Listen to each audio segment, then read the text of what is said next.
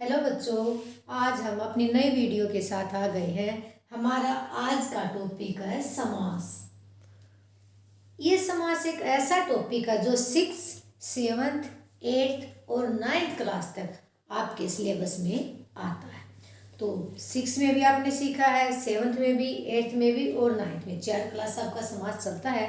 लेकिन मैं आपको आज अच्छे तरीके से, इजी तरीके से समझाती हूँ। किसी को भी बच्चे को डाउट है तो वीडियो जरूर देखें।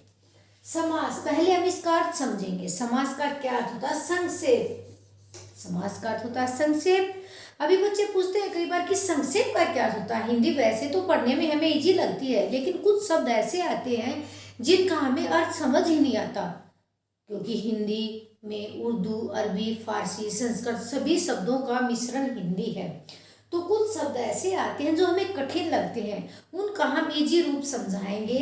तो संक्षेप का अर्थ होता है छोटा रूप। छोटा सभी समझ जाते हैं, छोटा।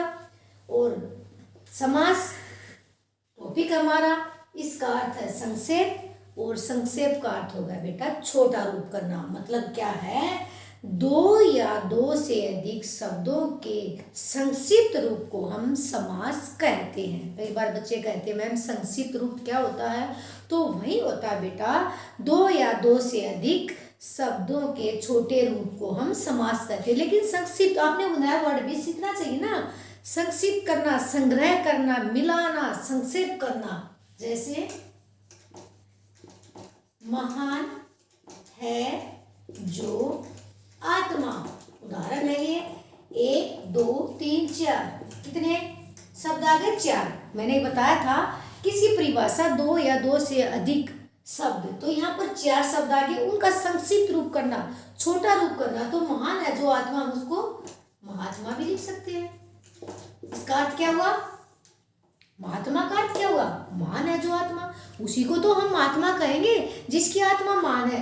तो यहाँ पर 4 शब्द दिए थे, उसका हमने छोटा रूप किया है यहाँ पर, तो समास आ गया। हमें सबसे पहले सीखना है कि समास है क्या चीज। कि 2 से अधिक 3 भी शब्द हो सकते हैं, 4 भी शब्द हो सकते हैं, 5 भी शब्द हो सकते हैं, लेकिन उनका एक शब्द आना चाहिए, उनका अर्थ एक आना चाहिए। उस संक्षिप्त रूप को हम समास कहते हैं। अब इसमें जो महत्वपूर्ण चीजें आती हैं वे मैं आपके सामने रखती हूँ, बाद में हम इसके भेद का वर्णन करेंगे। एक तो आता है इसमें समस्त पद, कि समस्त पद है क्या चीज। कुछ चीजें आती हैं कि है क्या चीज। फिर आता है पूर्व पद, फिर आता है उत्तर पद, फिर आता है समास विग्रह। समस्त पद क्या आता है, ये देखते हैं। समस्त पद क्या होता है? ये था समास, टॉपिक हमारा समास। अभी समस्त पद है समास विधि से बना नया शब्द। कि जो समास विधि तरीके से हमने जो समास शब्द बनाया है वही तो समस्त पद होता है। अभी जैसे हमने महात्मा बनाया, महात्मा बनाया किस विधि से बनाया था? 2 या 2 से अधिक शब्दों के मिलने से। समास विधि वही विधि से बनाया था ना हमने। तो ये विधि महान क्या है? तो समस्त पद भी वही चीज होती है जो टुकड़े किए हुए हमारे सामने शब्द हैं, उनका हम एक नया विधि तरीके से हम उसका नया शब्द बनाते हैं, उसी को हम समस्त पद कहते हैं। समास हमारा टॉपिक है। समस्त पद जो हमारा यो समास, जितने शब्दों का अलग अलग टुकड़ों का एक नया शब्द बनता है, विधि वही होता है बेटा, तरीका या ढंग, तो उसे समास समस्त पद कहते हैं। आ गए समझ में? अब इसमें आते पूर्व पद, उत्तर पद। अब बच्चे पूछेंगे पद क्या है? पद क्या है? मैंने पहले भी वीडियो में समझाया था पद है क्या चीज। हमें हर चीज का अर्थ समझना पड़ेगा। पद क्या होता है? जैसे राम है, राम क्या आ गए यहाँ पर? शब्द आ गए यहाँ, तो राम शब्द है। मैंने पद परिचय में भी समझा था, लेकिन यहाँ पर राम पढ़ता है। राम क्या करता है? यहाँ पढ़ता। यहाँ तो अकेला शब्द है राम, उसको तो हम खेल भी सकते हैं, सो भी रहा होता है, क्या पता हमें राम क्या कर रहा है, पढ़ रहा है, खेल रहा है, सो रहा, हमें नहीं पता, लेकिन है वो राम शब्द। लेकिन यहाँ पर राम पढ़ता है। ये जो राम है यह सिर्फ पढ़ने का कार्य करता है और कुछ कार्य नहीं करता। तो ये राम पढ़ने पर बंधा हुआ है। तो जो शब्द किसी वाक्य में बंध जाता है तो वह बेटा पद का रूप ले लेता है। तो हम पद को समझेंगे, है तो शब्द लेकिन वो वाक्य के अंतर्गत बन जाता है, वो खेलने नहीं जाता, यहाँ पर पढ़ता ही है। तो यहाँ पर व्याकरणिक रूप से बन गया है। जैसे यहाँ पर तो राम अकेला था, स्वतंत्र था, आजाद था, लेकिन यहाँ पर व्याकरणिक रूप से वो गुलाम हो चुका है पढ़ने के लिए, तो वह पद का रूप ले लेता। हमें पद भी अच्छी तरह से समझ में आ गया हुआ। एक बार फिर परिभाषा देखेंगे कि कोई भी शब्द जब वाक्य में प्रयुक्त होता है, कोई भी शब्द हो सकता है लेकिन वो वाक्य में बनता है, तो वह पद का रूप ले लेता है। अब फिर आएगा पूर्व। पूर्व क्या होता है? पूर्व, पहले, पहला पद। पूर्व पद को हम पहला पद कहते हैं, ध्यान रखिए। पूर्व पद को हम क्या कहते हैं? पहला पद। उत्तर पद, दो ही पद आते हैं समास में, पूर्व पद और उत्तर पद, लेकिन उत्तर पद को हम बोलेंगे दूसरा पद। दूसरा पद आ गया। कई बार कहते हैं किसी में पहला पद प्रधान होता है, किसी में दूसरा पद प्रधान होता है, लेकिन कई व्याकरण में आता है कि किसी में पूर्व पद प्रधान होता है, किसी में उत्तर पद प्रधान होता है। तो हमें इसका पहचान है कि पूर्व पद को पहला पद बोला जाता है, उत्तर पद को दूसरा पद बोला जाता है। अब आ गया समास विग्रह। विग्रह क्या होता है? टुकड़े करना। समास शब्द के टुकड़े करना।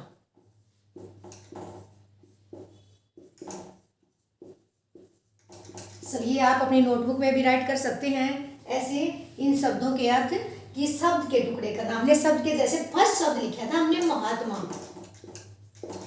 तो महान है जो आत्मा, ये सब था। इसके हमने क्या किए? टुकड़े। तो इसको तो हम समस्त पद बोलेंगे और इसको हम समास विग्रह बोलेंगे। दोनों तरह से आपके एग्जाम में आ सकता है।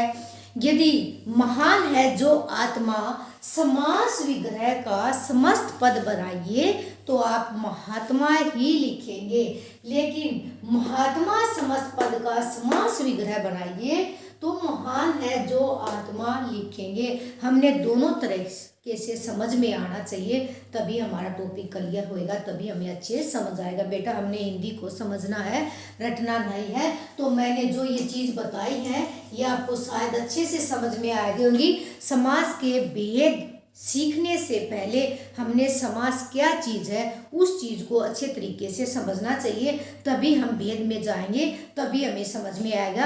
अन्यथा यदि हमें समास के बारे में समझ नहीं आएगा तो भेद हमें लर्न करने से कोई फायदा नहीं है, हम लर्न नहीं कर पाएंगे, हम सिर्फ समझेंगे। अब हमने समझा है समास का छोटा रूप होता है मेन समस्त पद, जो समास विधि से बना हुआ नया शब्द उसी को हम समस्त पद या उसी को हम समास कहते हैं। पूर्व पद को हम पहला पद कहते हैं, पूर्व पहले। उत्तर पद को हम दूसरा पद कहते हैं और समास विग्रह को हम शब्द के टुकड़े, जो हम एक शब्द होता है उसके अलग अलग टुकड़ों में हम बांटते हैं, उसको हम समास विग्रह कहते हैं। तो ये हमारी चीज़ें समास के भेद होने से पहले ही हमें जानकारी प्राप्त होनी चाहिए। अब सीखेंगे हम समास के भेद। सभी क्लास के लिए इम्पोर्टेंट है ये, 6 से लेकर 9 तक। अभी समास के भेद कई बार क्या होता है, कोई समास के भेद 4 बताता है, कोई समास के भेद 6 बताता है। अलग अलग बुक में आएगा, किसी में 4 आएगा, किसी में 6 आएगा। क्या होता है बेटा, अलग अलग अपने दोनों तरीके से ठीक है, लेकिन मैं 4 तरीके से कि समास के 4 भेद उस तरीके से समझाऊंगी, फिर आपने बताऊंगी कि समास के बाद में 6 भेद भी माने गए हैं, 4 भेद भी व्याकरणिक रूप से माने गए। आप दोनों तरीके से लिखोगे तो दोनों आंसर आपके ठीक होंगे। क्या है, 4 लिखो तो उसके भेद के उपभेद मिलेंगे। फर्स्ट हम समझेंगे अविभाव समास।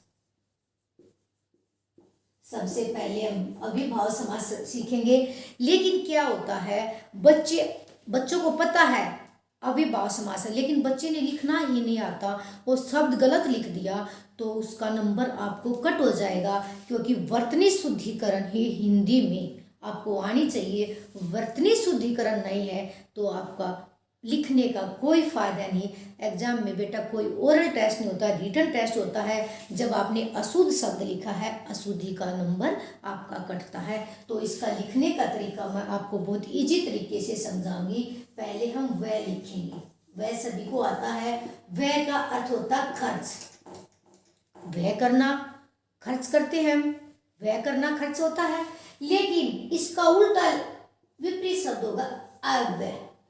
अव्यय होता है बिना खर्च के। अव्यय हो गया ना बिना खर्च के, व्यय का तो खर्च, अव्यय होता है बिना खर्च के। सभी ने बता दिया, व्यय खर्च आ गया, ए लगा दिया तो इसका विपरीत हो गया अव्यय बिना खर्च के। लेकिन हमने लिखना अविभाव, अव्यय सभी को लिखना आ गया, इसमें बड़ी की मात्रा लगा के भाव लिख देंगे। इस तरीके से बच्चे लिखेंगे तो 90% बच्चे ठीक लिखेंगे। लेकिन हम अविभाव लिखेंगे तो 50% बच्चे गलत लिखेंगे इस वर्ड को।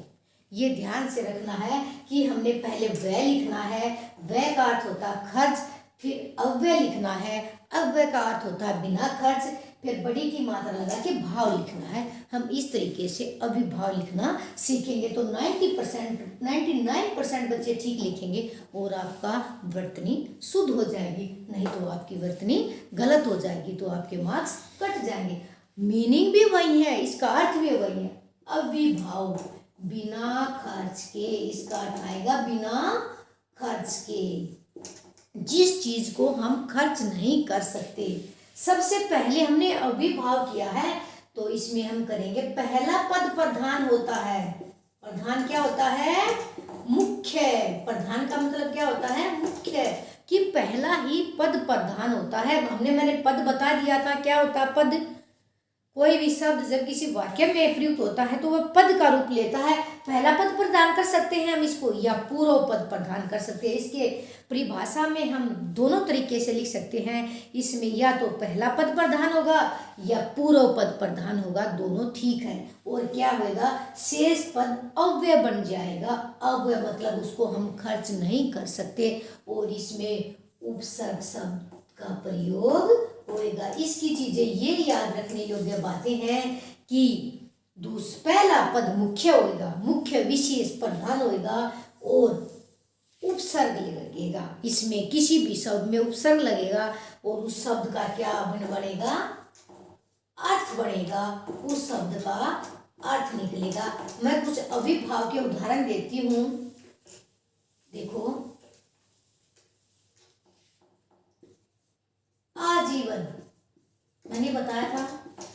उपसर्ग का टॉपिक मैंने इससे पहले करवा दिया था। जो बच्चा समास सीख रहा है उससे पहले उसे उपसर्ग और प्रत्यय जरूर आना चाहिए, इसलिए मैंने समास से पहले आपकी वीडियो उपसर्ग और प्रत्यय की डाली थी। जिस बच्चे ने उपसर्ग और प्रत्यय नहीं सीखे हैं वो बच्चा प्लीज पहले उपसर्ग प्रत्यय सीखे। समास नहीं आएगा उसको। आ उपसर्ग होता है, शब्द से पहले लगता है तो जीवन एक शब्द हो गया। तो मैंने बताया था हम उसकी परिभाषा पर जाएंगे। इसमें उपसर्ग भी है और पहला जीवन, पहला पद भी प्रधान है, क्योंकि पहला पद ये है पूर्व पद। आजीवन विग्रह करेंगे हम जीवन भर। आमरण, आ उपसर्ग आ गया, इसका अर्थ होगा मरण तक। बेकार, बे उपसर्ग आ गया और मुख्य शब्द हो गया। बिना कार्य के, बेकार उसी को बोलेंगे ना, बिना कार्य के, बिना कार्य के। इसके बहुत सारे उदाहरण हैं। यथासंभव, यथासंभव, अभी संभव शब्द आ गया तो यथा उपसर्ग आ गया तो इसको हम करेंगे संभव के अनुसार। यथा का मतलब होता है अनुसार। यथाशक्ति, शक्ति के अनुसार। इसके बेटा बहुत सारे उदाहरण हैं, हमने इसके उदाहरण की प्रैक्टिस करनी है। एक शब्द आता है प्रत्येक, लेकिन बच्चे कहेंगे मैम पर उपसर्ग होता है परी प्लस एक, प्रत्येक। लेकिन यहाँ पर उसके रूल नियम लागू होते हैं कि हमने उसको कैसे विग्रह किया है। तो प्रत्येक अविभाव समास है, इसका हम विग्रह करेंगे प्रति एक या हर एक। दोनों तरीके से आप लिखोगे तो दोनों आपके सही हैं। आज सिर्फ हम अव्ययभाव समास सीखेंगे। अव्ययभाव समास में पहला पद प्रधान होता है या पूर्व पद प्रधान होता है, शेष पद अव्यय कहलाता है, बिना खर्च के कहलाता है, और इसमें हमेशा अव्ययभाव समास में उपसर्ग शब्द का प्रयोग होता है। तो मेरे को लगता है कि बेटा आपको अव्ययभाव समास अच्छे से समझ में आया होगा। इसको हम अगले भेद को दूसरी वीडियो में समझेंगे। यहाँ तक आप जरूर प्रैक्टिस करना और कम से कम 10 ऐसे शब्द लिखना जो अव्ययभाव समास के भेद हो। Thank you and have a good day.